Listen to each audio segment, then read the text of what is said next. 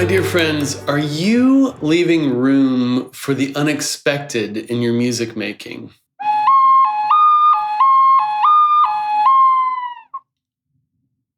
I bet you didn't expect me to be blown into the ass of a turtle.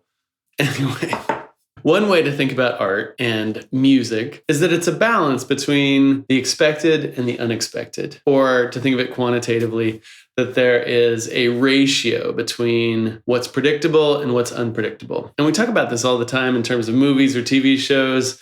Like if there's a rom-com that has a very predictable or trite ending, we'll comment on it or make fun of it or something like that. Or just cry like a baby if you're me. Or if there's an HGTV home renovation show, we could probably track within a small margin of error what's going to happen during that show. And we sometimes talk about that as being formulaic. Whereas on the other hand, if you watch one of the films of David Lynch, let's say, most of those are highly unpredictable. There's a much higher percentage of unpredictable stuff that happens than the predictable stuff. But then it begs the question, does it become predictable that there's going to be something unpredictable?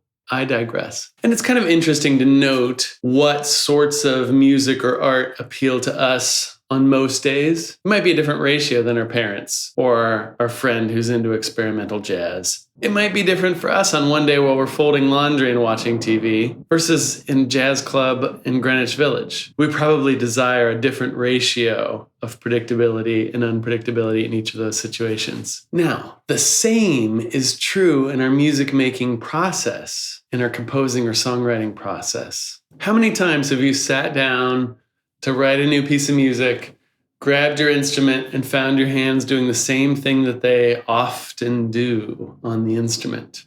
Yeah, guilty myself. Or even if you put yourself into a creative state, you spend some time in meditation or light a candle, do the rituals, do the things to put you into that mode. And still, when you go to sing a phrase, the first thing you notice about that phrase is you've sung it before. In these moments, can we pause, take a deep breath, and invite in the unexpected into our process? In the Jewish tradition, maybe you've heard about this or witnessed this, there's a ceremony in which a chair, an empty chair, is left for the prophet Elijah to join in the ceremony. Now, it's debatable whether this ceremony itself is more of an editing ceremony or a creative ceremony, but let's not get into that. But there's something beautiful about this ritual, about this symbolism. If there weren't a vacant chair, how else would we expect Elijah to show up? So in our songs, can we allow for the unexpected to show up?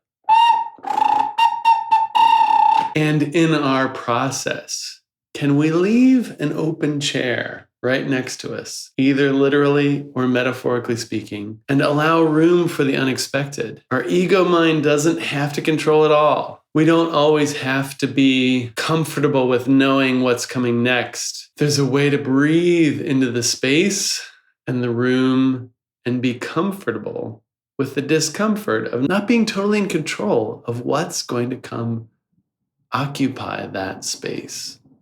So I could go into a ton of specifics for you about what that could look like, but I myself in this video am going to leave room for you and your intuition so that you can answer the question, or better yet, as Rilke would say, live the question. How can you leave more room for the unexpected in your music making? I'm Gary with Golden Lotus Studio. Thanks for spending time with me today. I wish you all the best in your song-making process. Please subscribe to our channel and let me know how it goes in the comments.